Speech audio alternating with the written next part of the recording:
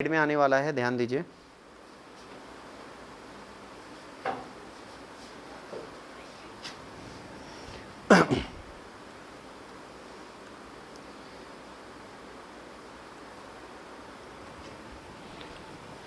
हे भगवान, कहाँ हो तुम?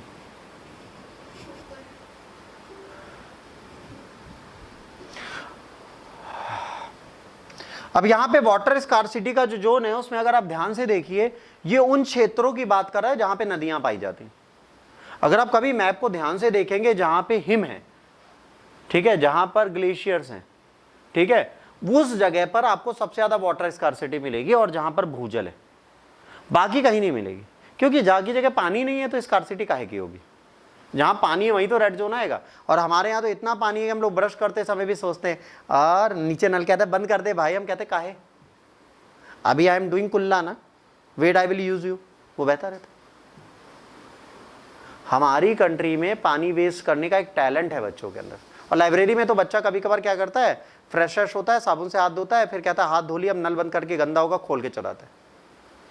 ऊपर थर्ड जोन में 2-3 बार ऐसा हुआ है, वो खोल के चले आए, अब जब जाओ तो पता चला टंकी खाली हो गई, पता चला ऊपर कोई वॉश बेसिन का नल चला आया था, बंद नहीं हुआ। तो वाटर बर्बाद करना, और आप सबके घरों में एक बहुत कॉमन चीज होती है बेटा, अगर आप सबके घरों में प्लीज उसे ध्यान दीजिएगा, पानी का चूना। नल खराब होते हैं, एक एक बूंद पानी परमानेंट चूता रहता है, और ये बहुत नॉर्मल है। वास्तु की बात नहीं कर रहा मैं, पानी की बात कर रहा हूँ। पानी बर्बाद होता है, एक एक बूंद भी बहता है, तो अगर सुबह से शाम तक बहाएंगे तो 4 बाल्टी पानी बहा दे रहे हैं। कृपया ऐसा ना करें, उस जल का प्रयोग करें। एक बाल्टी भर जाए, रात में अलार्म लगा के सोए, दूसरी लगाए, तीसरी लगाए, चौथी लगाए, पर पानी वेस्ट ना करें। और जिसके घर में लगता है कि पानी दिन भर बहना चाहिए स्वच्छता के लिए, तो वो लगातार बहाते रहते हैं, वो नाली में जाता रहता है, उनके हिसाब से जब वो जाएंगे तो उन्हें रनिंग फ्रेश वाटर मिलेगा। तो ये कमियां गलत हैं, क्योंकि जब वो आप काम करेंगे तो क्या होगा, कोई ऐसा व्यक्ति बैठ के रो रहा होगा। जीवन में बेटा जल को बचाने के लिए आपको जल का संरक्षण और संचयन करना जरूरी है। यदि आप जल का संरक्षण और संचयन नहीं करेंगे तो कहीं ना कहीं आने वाले टाइम पे वाटर स्कार्सिटी के चक्कर में क्या होगा, वाटर स्कार्सिटी रिफ्यूज बढ़ेंगे। ठीक, इसका मतलब क्या होता है, वह शरणार्थी जो जल के अभाव में दूसरे शहरों में जाते हैं। जैसे मान लीजिए मेरे घर में 2 बाल्टी पानी है, बगल में 1 बाल्टी पानी है, वो तब तक अपना बाल्टी का पानी नहीं खर्च करेगा जब तक मेरा आधा ना बचे। वो नहीं नहाएगा, रोज बाल धो के आएगा, कहेगा तो नहा लिए मस्त बढ़िया। एक दिन हम खुर्रा जाएंगे, हम 1.5 बाल्टी से नहा लेंगे, फिर कहेगा ले हम तो नहाए नहीं 10 दिन से। क्यों? क्योंकि व्यक्ति नहीं चाहता दूसरा व्यक्ति खुश रहे। और वास्तु कहता है कि 2025-26 will be the worst year for world. 2025-26 एक ऐसा साल आने वाला है बेटा, आने वाले टाइम पे, जिसमें water scarcity, unclean air and Wars ये बढ़ेंगी। और ये वॉर क्यों बढ़ेंगी? जल के अभाव में। अब जो युद्ध होने वाले हैं वो जल को लेके होंगे। विश्व युद्ध अभी नहीं होगा, विश्व युद्ध होगा जल को लेके। फिर क्या होगा, आप लोग पानी की बोतल छुपा के घूमोगे, निकालोगे नहीं, अगर निकालोगे तो लोग आपको काट डालेंगे। आने वाले टाइम पे ये इश्यूज ना हो तो हमें क्या करना है, अभी से हमें जागना है।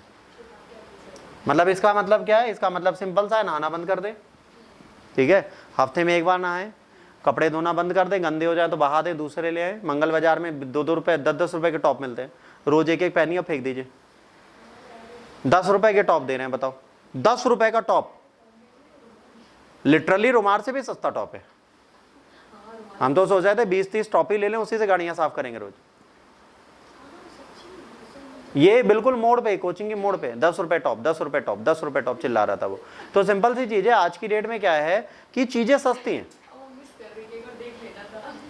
अब देखिए वाटर की बात करेंगे तो बेटा ये देखिए, लो टू मॉडरेट है, मॉडरेट है, मॉडरेट टू हाई है, हाई है। ठीक है, अब मॉडरेट टू हाई का मतलब ये जो एरिया है जिसमें हम लोग रहते हैं, यहां पर क्या है, यहां पानी मॉडरेट टू हाई है, मतलब अभी पानी अवेलेबल है। बट एक ऐसा समय आएगा जब तुम भी हाई में आ जाओगे तो तुम्हारे पास पानी नहीं होगा, और फिर कहां आ जाओगे, इस वाले जोन में आ जाओगे, जहां आज पानी के लिए सबसे ज्यादा किल्लत है। इस जोन में अगर नहीं आना चाहते तो इस जोन को अभी प्रिजर्व कर लो, क्योंकि मध्य प्रदेश अभी बचा रहेगा। मध्य प्रदेश में जल की समस्या नहीं है, अभी मॉडरेट है। बिहार में अभी जल की समस्या नहीं है, ठीक है। छत्तीसगढ़ उड़ीसा में नहीं है, पर बाकी जगह, केरला में कभी पानी की कमी नहीं हो सकती। क्योंकि मानसून जोन में वहां पे बहुत कुछ है। बट हम जिस जोन में है यहाँ पर वर्षा से बहुत प्रॉब्लम है। महाराष्ट्र, कर्नाटक, ये सारे प्लेस जो हैं, ये सारी चीजें, यहाँ वेस्ट बंगाल, ये पानी की स्कार्सिटी झेलने वाले आने वाले टाइम पे, और हम उसी जोन में रहते हैं। और आपको जान के हैरानी होगी, दिल्ली भी इसी जोन में आता है जो हमारी कैपिटल है।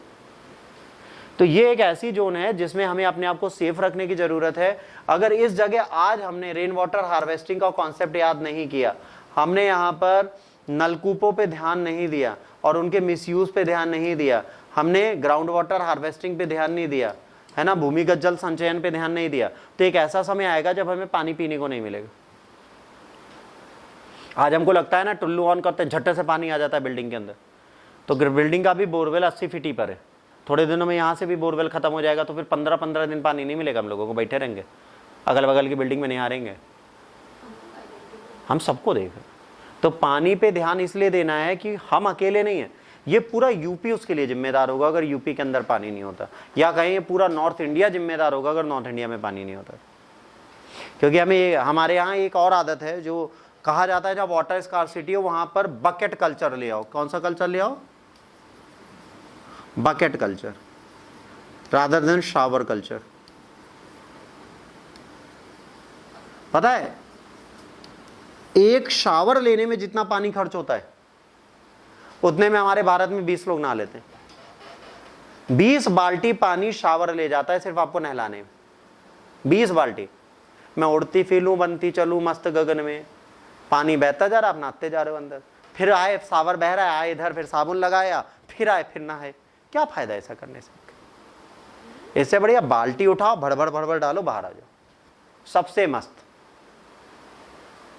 या एक बड़ा वाला टब रख लो, इतना बड़ा, नहाते रहो तो पता ही नहीं चलेगा कहां तक पानी है। अनहाइजेनिक हो जाएगा, समझ रहे हैं? तो ठहरे जल में ज्यादा देर नहीं नहाते। बट ये शावर कल्चर बंद करके अगर हम बकेट कल्चर में आ जाएं तो हमें पता चलेगा। जैसे इसको कैसे वाटर प्रिजर्वेशन का भी एहसास होता है, जब अचानक से हमारे यहाँ 24 घंटे लाइट नहीं आती और पानी आना बंद हो जाता है, फिर कहा जाता है 1 बाल्टी पानी बचा है, सावधान। तो हम हाथ भी ऐसे उंगली में हल्का सा पानी लेके कहते हैं साफ हो गया, छोड़ो। और जब पानी नहीं होता तो हम लोग पेट भी नहीं खराब होता डर के मारे,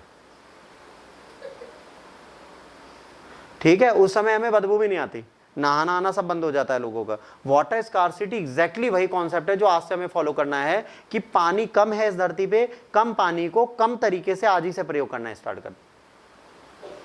इसका मतलब ये नहीं पीना पानी कम कर दो, पानी पियो ढकोल के, जितना मन करे उतना पियो। नहाना कम कर दो, 1 बार नहा लो पूरे दिन में, है ना, हल्का सा साबुन लगाया, बढ़िया हाथ रगड़ा, थोड़े बूंद में, उसके बाद हाथ धो के बाहर आ गए, सफाई तब होगी। पानी बहा के साबुन रगड़ रहे हैं, पानी बह रहा है, ये सब नहीं। थोड़ी आदतें सुधारो। ब्रश करना है थोड़ा कम करो ब्रश, दांत तो वैसे खराब होने। तो जीवन में पानी बचाने के तरीके। अब कहोगे सर ये तो हो गया पानी बचाने का टंकी वाला, रियल में कैसे बचाएंगे? हर बंदे को रेन वाटर हार्वेस्टिंग पे ध्यान देना चाहिए, हर बच्चे को ग्राउंड वाटर हार्वेस्टिंग पे ध्यान देना चाहिए। आपको पता है हमारी कंट्री में एक बहुत अच्छी चीज की जा रही है, अभी आपने देखा होगा, ये रोड है और रोड के इधर इंटरलॉकिंग टाइल्स लगाए जा रहे हैं। और आपने देखा होगा इंटरलॉकिंग टाइल्स तो लगाए जाते हैं, कच्ची मिट्टी के नीचे बालू डाली जाती है, फिर टाइल्स लगा के फिर बालू भर दी जाती है, उसमें सीमेंट नहीं भरा जाता। क्यों? अभी ऑब्जर्व किया है? क्योंकि उस बालू से रिस के पानी अंदर जाएगा, तो जमीन के अंदर ग्राउंड वाटर हार्वेस्टिंग हो जाएगी। फिर जिनके घरों के बाहर ये लगता है वो कहते हैं बताओ कितने बेवकूफ है, पैसा बचाने के लिए बालू डाल गए, वो उसको झाड़ के हटा देते हैं, फिर सीमेंट डाल के पानी डाल देते हैं। तो उससे क्या होता है, वो सारे पोर हो जाते हैं बंद, नीचे बालू कहती है आओ आओ आओ, सीमेंट कहता बक। तो जो ग्राउंड वाटर हार्वेस्टिंग सरकार प्रयास करती है हम उसको कर देते हैं बंद। फिर दूसरा होता है पार्क सोसाइटियों के, जिसमें पानी जा सकता है। हमारी कंट्री में सबसे बड़ी प्रॉब्लम क्या की है, हमने इस कैलकुलेशन को पता नहीं किस तरीके से किया है कि ये मान लीजिए सोसाइटी है, ये एक ऐसा दुर्जन व्यक्ति है जिसने धरती का पूरा पानी खा गया, ठीक।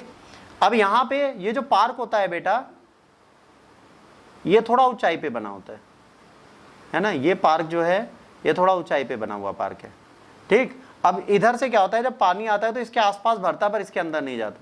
कायदे से क्या होना चाहिए, पार्क को निचला बनाना चाहिए, लोअर, घरों को गहरा, और उनका जो ड्रेनेज है वो पार्क के अंदर डाल दो, पार्क में मिट्टी रखो, तो भले वहां पे पॉन्ड बन जाए थोड़े दिनों के लिए, पर धीरे धीरे धीरे धीरे वो अंदर जाना स्टार्ट कर जाएगा। और अगर कोई थोड़े बंगाली रह रहे हो, थोड़े बिहारी रह रहे हो, तो उसमें थोड़ी मछली भी डाल दो, पूरे दिन वो फिशिंग करेंगे बढ़िया वाली, कभी नहीं। अगर आपने किसी भी पॉन्ड या किसी भी रुके जल में मछली डाल दी, मैं जो बोल रहा हूँ वो, इसीलिए तो मैंने कहा फिशिंग कर लो। अगर आपने मछली डाल दी तो ठहरे जल में कोई भी कीट पतंगे नहीं चिकेंगे, मछली खा जाएंगे। जो तालाब गांव के अंदर होते हैं, खेतों के बीच में, उसमें क्यों बीमारियां नहीं लगती? क्योंकि मछली का काम ही है गंदगी ना होने देना। जैसे मच्छर आएगा खा जाएगी, मछली कहेगी अंडे कहाँ गए, मछली कहेगी मेरे पेट पे, फिर बड़ी वाली मछली कहेगी छोटी मछली कहाँ गई, तो आदमी कहेगा मेरे पेट पे। समझ रहे हैं क्या होगा? अगर आप चीजों को बचाना चाहते हैं तो शहरों में भी हार्वेस्टिंग की जा सकती है। जो सरकार इंटरलॉकिंग कर रही है वो कहीं ना कहीं लोगों को अवेक करके कराए कि भाई यहाँ बालू इसलिए डाली गई पानी अंदर जाए, तुम इसमें अपनी काबिलियत मत दिखाओ। लोग उसे एकदम पक्का बना देते, एकदम धराशायी कर देते, एकदम चिकनाहट, लिंटर डलवा दे बस, चले सरिया लगा के चले, फिर उसमें कहते हैं अब हमारा वाहन सही खड़ा हो गया। वो उन्होंने इसलिए किया है कि आपकी भूमिगत जल को बढ़ाया जाए। फिर बड़े बड़े नाले बनाए जाते हैं और कहा जाता है जो शहरों में नालियां बनी हैं that is not for sewage और यूरिनेट एंड द छोटा बच्चा स्पॉटी प्लेस, ठीक। बट हम क्या करते हैं, छोटे बच्चों को कहते हैं बेटा कोई नहीं, अंकल है, कुछ नहीं कहेंगे, कर लो। बच्चा धड़म, ऊपर से गिरा धम, ना हड्डी ना दम, अब कर दी पॉटी उसने सूखी नाली में। फिर बारिश आ गई, अब साफ पानी बह रहा है, बीच में एक लच्छा बह रहा है पीला पीला तैरता हुआ। अब ऐसे पूरी नाली हमने कर दी गंदी। वो क्या है, ग्राउंड वाटर हार्वेस्टिंग के लिए हमने नाली बनाई कि ये बड़े नाले में जाएगा, बड़े नाले से फिर ये नदियों में साफ पानी जाए। बट हमने क्या किया, हमने उसे साफ पानी नहीं रखा, हमने उसे गंदा कर दिया। हमने घरों का ड्रेनेज भी उसमें खोल दिया, नहाना भी उसी में खोल दिया, साबुन भी उसी में जा रहा है, कपड़े वाला साबुन भी जा रहा है, कुत्ते की पॉटी भी उसी में जा रही है, बच्चों की भी पॉटी उसी में जा रही है। तो क्या होगा, वो नाली नाला बन गया and that is smelling now. अब उसके अंदर आज जब आसपास से बारिश का पानी आएगा तो रोड पे जाता है, फिर आप कहते हो सर ये बारिश का पानी गंदा है। वो गंदा एक्चुअली बारिश का पानी तो साफ आया था, गंदे तो आप लोग। सरकार बहुत प्लान करती है, बड़े बड़े नाले खुदवा रही है, हर शहरों में खुद रहे, ग्राउंड वाटर हार्वेस्टिंग की तैयारी हो रही है। हम मानते ही नहीं, हम कहते हैं सरकार पागल है, हम समझदार, और इसी समझदारी में हम नाली को नाला बना देते। खैर दुनिया है, इसको आप बदल नहीं सकते। तो भैया भारत में एक ऐसा देश है जहां पर जल संकट बहुत जल्दी आने वाला है। इस जल संकट से निदान सिर्फ एक ही सारे हो सकता है, वो हो सकता है आपके जागने से। यदि आप जागृति लाएंगे तो आपकी जागृति आपके कार्य आएगी, यदि आप जागृति नहीं लाएंगे तो दूसरी बार जागृति बुरा मान जाएगी। तो आपको डिसाइड करना है कि आप जागृति रखना चाहते हैं कि नहीं। यदि आप जल संचयन करना चाहते हैं तो आज आपको एक ऐसे लिखना है कि धरती में जल को किस प्रकार संचयित किया जा सकता है, how we can preserve water for future, है ना। भारत में जल संचयन किस प्रकार किया जा सकता है भविष्य के लिए, कृपया इस पर टिप्पणी दें। और भारत में होने वाली जितनी भी योजनाएं हैं जो अभी तक आई हैं, जल से रिलेटेड जितनी योजनाएं, भले हर घर जल हो, नमामि गंगे हो, है ना, गंगा एक्शन प्लान हो, यमुना ट्रिब्यूनल क्लीनिंग हो, कुछ भी हो, इन सब चीज़ों को हमें याद रखना। जब इन्हें पढ़ेंगे तो उसके साथ आपको एनजीटी भी पढ़ना पड़ेगा, नेशनल ग्रीन ट्रिब्यूनल। और फिर क्या पढ़ना पड़ेगा, वेटलैंड्स जोन भी पढ़ने पड़ेंगे। तो ये सारी चीज़ें जब एक बार आप इस एडिटोरियल को ऐड करके सेल्फ स्टडीज़ में डाल लोगे तो आपको ये पता चलेगा कि आप चीज़ों को प्रॉपर मैनर में कर सकते थे, अगर आप करना चाहते हैं तो। भविष्य में आपको सबसे ज़्यादा पानी कौन देगा पता है, अंटार्कटिका। अगर आपको पानी कहाँ है, पानी का अंटार्कटिका का यहाँ है, यहाँ है, यहाँ है। जैसे साउथ अफ्रीका ने सोचा था कि एक नाव ले जाते हैं, इसे घट्टे से उसमें फंसाते हैं गुट्टा, और पूरा का पूरा एक आइसबर्ग खींच के ले आते हैं, बढ़िया गलता रहेगा, बढ़िया पीते रहेंगे। तो किसी ने कहा यार अखंडो, तुम कह रहे क्यों, कह रहे यहाँ से जो वार्म वेव जा रही है उसका क्या करोगे, पूरी दुनिया का मानसून बदल दोगे। कह रहे ये तुम सोचे ही नहीं। गनीमत है भाई साहब ये नहीं कि वहां पे 2-2 लीटर की बोतल ले जाएंगे, बर्फ गलाएंगे, भर के फिर टंकी में लाद के लाएंगे। दुनिया की विचारधारा ही अलग है। चाइना गनीमत है, चाइना थोड़ी थोड़ी देर, अभी पानी स्कार्सिटी नहीं है तो अंटार्कटिका में किसी कंट्री का कोई आइलैंड नहीं है। अगर पानी की कमी चाइना में हो गई तो इंडियन ओशियन छोड़ के अंटार्कटिका के पास बालू के अड्डे बनाएगा, ये मेरा, ये मेरा, ये मेरा, ये मेरा, मेड इन चाइना सब हो जाएगा, और बस घुस जाएगा पानी लेने। तो मैंने कहा ना, भविष्य 5-6 साल रुक जाइए, भविष्य में सबसे बड़ा संकट होगा पानी का। अभी आपको स्विमिंग पूल दिखते हैं ना स्कूलों में जहाँ पे लोग तैरते हैं, फिर स्विमिंग पूल नहीं होंगे, फिर चुल्लू भर पानी होगा और कहा जाएगा इसमें डूब जाओ।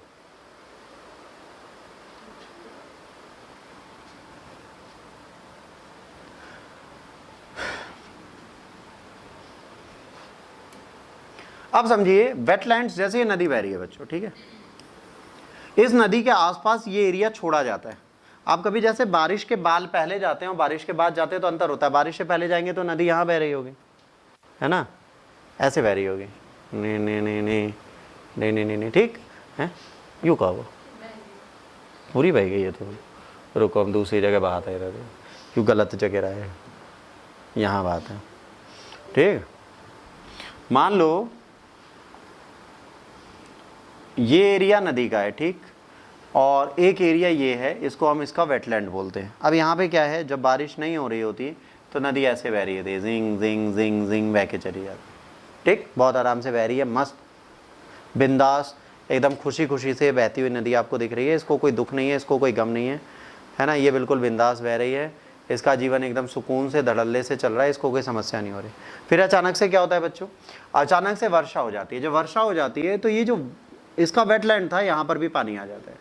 अब नदी का मुहाना इतना चौड़ा हो गया, ठीक, अब नदी ऐसे बह रही है, अब ये नदी बह रही है।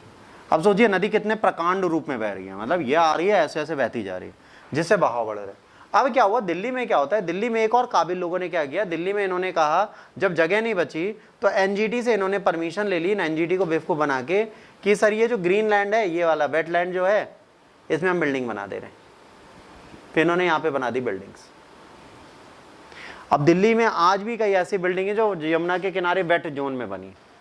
अब ये वेट जोन में बनने का दो रीज़न है। पहला, इनको इन्होंने बना दिया है 15 से 20 माले का, और ये जो इसका बेस है, जैसे हमने कहा है कि जब बेस बनाया जाता है तो मड में आर वाला बेस मिलना चाहिए, रॉक मिलना चाहिए। अगर ये रॉक वाला सॉलिड बेस मिलता है तो आप बना सकते हो, वरना क्या होगा, बिल्डिंग गिरेगी। तो यही रीज़न है कि दिल्ली में कभी कभार नए बिल्डर्स की बनी बिल्डिंग गिर जाती है, क्योंकि इस वेटलैंड में बनी हुई है। और कभी भी ज़मीन लेने से पहले एनजीटी की साइड पे जाके देखें जिस जोन में आप हैं वो वेट जोन में तो नहीं आ रहा, क्योंकि यहाँ पर इलीगल कंस्ट्रक्शन के चक्कर में इसको तोड़ा जा सकता है। डीएलएफ की कई बिल्डिंग तोड़ी गई हैं, ठीक है, इन्फोटेक की कई तोड़ी गई हैं, तो ये तोड़ी इसीलिए जाती हैं क्योंकि ये एनजीटी के खिलाफ बनी होती। ये क्या बता रहा है, ये बता रहा है कि हमारी कंट्री में water scarcity is just a myth, everything is money. आज भी हमारा देश पैसे कमाने के पीछे पड़ा है, जल की समस्या पे तो वो ध्यान ही नहीं देता। वो कहता है जल तो बहुत छोटी सी चीज़ है, इसका क्या करना है, 5 रुपये 10 रुपये और 20 रुपये की बोतल आती है, पी लेंगे लेके। एरोगेंसी एंड एटीट्यूड, तो इसको बदलने की ज़रूरत है, तो इसको आपको पढ़ना पड़ेगा। आज आप कोशिश करिए इन चीज़ों को रटने की, चीज़ों को देखने की। हम लोग आधे घंटे बाद दोबारा जुड़ेंगे IR के लेक्चर के साथ, एंड आज हम पढ़ेंगे हमारा पड़ोसी, सबसे अच्छा मित्र, सबसे सुंदर देश, जिसका नाम है पाकिस्तान।